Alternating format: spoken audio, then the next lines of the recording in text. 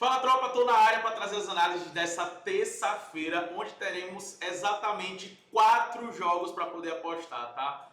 Borussia Dortmund contra o Barcelona, Aston Villa contra o PSG e também o Cuiabá aqui contra o Atlético Paranaense e na Série A, Ceará contra o Vasco da Gama. Apesar de ter 4 jogos, são 4 jogos que temos boas oportunidades aqui, eu vou estar compartilhando com vocês, obviamente, tá? Então, já curte o vídeo, já se inscreve no canal. Faz isso logo, velho. Faz isso logo. Que a semana tá cheia. Amanhã tem uma rodada recheada do Brasileirão e eu vou estar compartilhando as apostas aqui para vocês no YouTube, tá? Além da rodada do Brasileirão, amanhã tem Arsenal e Real Madrid, beleza? Amanhã tem também Bayern de Munique e Inter de Milão. Meu irmão, siga logo o canal aqui, se inscreve logo no canal aqui, vá. Se inscreve logo e vamos embora. Vamos começar aqui com as análises do dia. Eu vou começar com a Série B, onde teremos o Cuiabá contra o Atlético Paranaense, tá? Só para olhar aqui como é que tá a tabela, o Atlético Paranaense tem 2 jogos, 2 vitórias, uma vitória em casa, uma vitória fora de casa. O Cuiabá tem um empate, uma vitória, né? Tá com 4 pontos. Mas algo que vem se repetindo nos jogos dessas equipes é o mercado de gols, né? É algo que vem se repetindo, principalmente o Cuiabá quando joga em casa, acabou empatando com o Avaí, estava na frente, acabou tomando um empate. O jogo terminou 2-2 e venceu o Volta Redonda por 1-0. Tá? Já o Atlético Paranaense venceu o Paysandu por 2-1 e venceu o Criciúma por 2-1 também. Cara, no ano passado, quando eles se enfrentaram, o jogo na arena do Atlético Paranaense foi 4-0.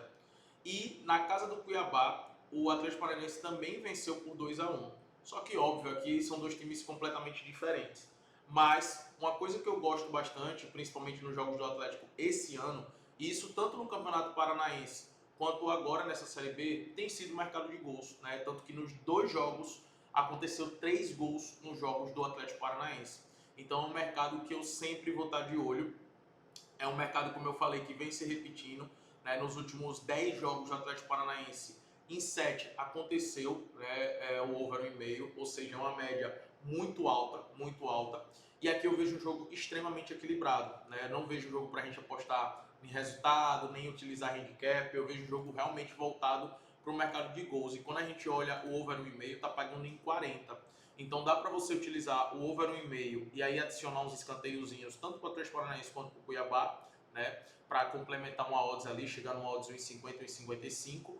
Ou você pode utilizar o gols asiáticos, né? Mais 1,75, onde se sair 2 gols você ganha metade da aposta, se sair 3 gols você tem um win total, e aí você só perde realmente se sair apenas um gol na partida, aí você perde, tá? Mas eu gosto desse over 1,5, eu gosto de atuar no mercado de gols aqui.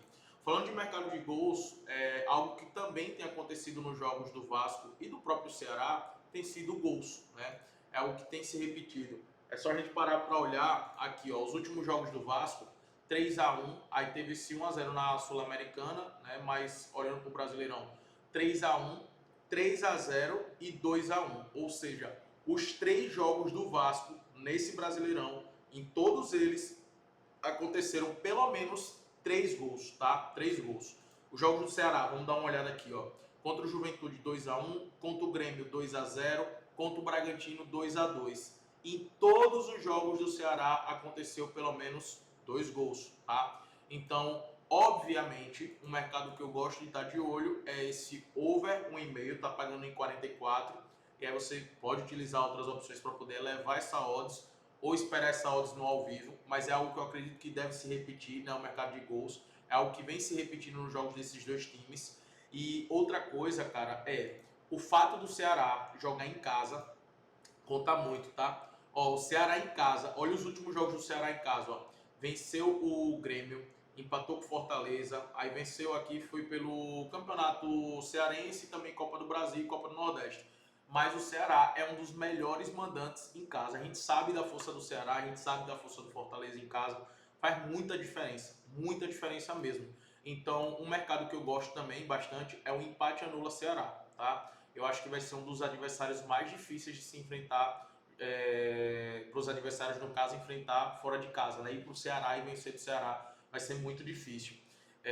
E o Vasco, a sua fortaleza é em casa, né? Quando o Vasco joga no São Januário, é um time também que está sabendo aproveitar, né, esse fator casa. e fora de casa o Vasco costuma cair muito de desempenho, tá? O Vasco costuma cair muito de desempenho fora de casa. As atuações que o Ceará fez contra o Grêmio e a atuação que fez contra o Fortaleza esse ano, cara, me dá muitos créditos para poder confiar nesse empate anula Ceará, tá?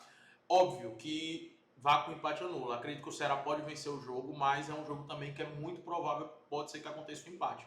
Tá? Por isso que o empate anula, para mim, é uma boa opção. Vitória do Ceará eu acho mais arriscado, tá? Principalmente pro pré-jogo. E aí, cara, eu selecionei aqui os dois jogos da Champions e são dois jogos difíceis, tá? Por quê? Principalmente para pré-jogo. Porque o Barcelona já meteu 4-0 e o PSG fez 3-1. Então quem tem que correr atrás é o Aston Villa e o Borussia Dortmund. Nesse caso do Borussia Dortmund contra o Barcelona, eu vejo o Borussia Dortmund muito frágil, né? E eu não vejo o Borussia Dortmund com condições de reverter esse placar. E até digo para você, né? Fez um grande jogo agora contra o Bayern de Munique, onde estava ganhando, aí tomou a virada e empatou ali no final. O Dortmund, que metade do time que jogou contra o Barcelona não estava nesse jogo contra o Bayern de Munique. E assim, eu vi uma declaração do técnico, o técnico disse, velho, só um milagre mesmo para fazer a gente se classificar. E realmente é, né? O Barcelona já aconteceu de tomar viradas históricas, né? Quando estava ganhando de 3-0 contra o Liverpool, contra a Roma. Vocês que torcem para o Barcelona como eu, a gente lembra disso. Mas nesse caso aqui eu vejo muito difícil, tá? Muito difícil o Barcelona não se classificar, né? Quase impossível.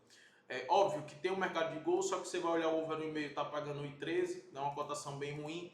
O que é que eu acredito que vai dar para trabalhar aqui? O mercado de jogadores, tá? Mas vai depender muito da escalação. O Barcelona provavelmente vai poupar muitos atletas. Por exemplo, se o Rafinha estiver jogando, tá? Vale a pena estar de olho no chute e no gol do Rafinha, porque é um cara que está brigando por artilharia de Champions, então isso é provável de acontecer. Mas eu não sei ainda, eu não tenho essa confirmação se Rafinha vai para o jogo, né? Se vai entrar como titular. Então, para apostar nos jogadores, no caso aqui do Barcelona, é necessário que a gente espere a escalação.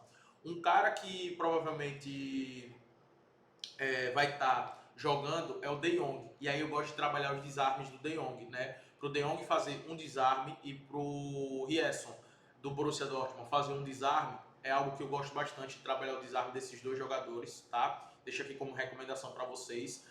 Outro mercado também que eu gosto é do Borussia Dortmund marcar pelo menos 3 escanteios, né? E o Barcelona também marcar pelo menos 3 escanteios. É algo que as duas equipes, por ter um DNA muito ofensivo, acaba batendo essa média com tranquilidade na grande maioria dos jogos. Então eu gosto desse mercado, de trabalhar esses mercados, justamente porque o placar que o Barcelona construiu é um placar muito elástico, tá? E outro jogo também que eu vejo muito difícil o Paris Saint-Germain perder essa classificação é aqui contra o Aston Villa. O Aston Villa em casa tem uma força muito grande, né? Inclusive tem gente que está pensando em entrar aí na vitória do PSG, eu não recomendo, tá? Não recomendo. Recomendo você levar esse jogo pro ao vivo também, para buscar essas oportunidades nos escanteios. Mas eu também vou aguardar a escalação do Paris Saint-Germain e do Aston Villa. Os dois eu acredito que vai com o time, principalmente o Aston Villa vai com o time titular, né? Mas o Paris, eu acredito também que vai repetir a escalação do primeiro jogo. E aí eu gosto de atuar em alguns cenários aqui. Como o Aston Villa precisa de 2 gols para poder levar o jogo para a prorrogação, então eles dentro de casa vai criar toda aquela atmosfera, então eles devem sair um pouco mais para o jogo, diferente do que aconteceu em Paris. Então eu gosto de explorar o mercado de escanteios do Aston Villa, tá? Para eles fazerem pelo menos 3, 4 escanteios. Eu vejo com bons olhos, porque eles vão precisar se lançar, eles vão precisar ir para cima. Então vale a pena estar de olho nesse mais de 3 escanteios do Aston Villa. E também vale a pena estar de olho aqui no Camará, jogador volante do Aston Villa, jogador do meio campo, que no jogo de ida fez 6 desarmes. E aqui nesse jogo eu acredito que pelo menos 2 desarmes ele deve estar fazendo. É um cara também que vale a pena estar de olho, tá? Vale a pena estar de olho nesses desarmes do Camará. Outro jogador também que costuma fazer pelo menos um desarme ali no jogo é o Digne, né, o lateral do Aston Villa. Então é algo que eu também recomendo vocês ficarem de olho. Caso o Dembélé vá para o jogo, né, se o Dembélé estiver para o jogo, vale a pena estar de olho ali no chute no gol do Dembélé, beleza? Mas isso tem que esperar a escalação, obviamente, do Paris Saint-Germain, tá? Mas, cara, hoje, esses dois jogos da Champions realmente ficou bem complicado. Os jogos de amanhã, do Arsenal e Real Madrid, e também do Bayern de Munique contra a Inter de Milão, eu tenho boas apostas para compartilhar com vocês, além também dos jogos do Brasileirão, tenho boas apostas para compartilhar com vocês. Por isso que se inscreve no canal, curte o vídeo, porque amanhã vai ter mais análise aqui e tá sensacional, tá? Tamo junto e vamos para cima.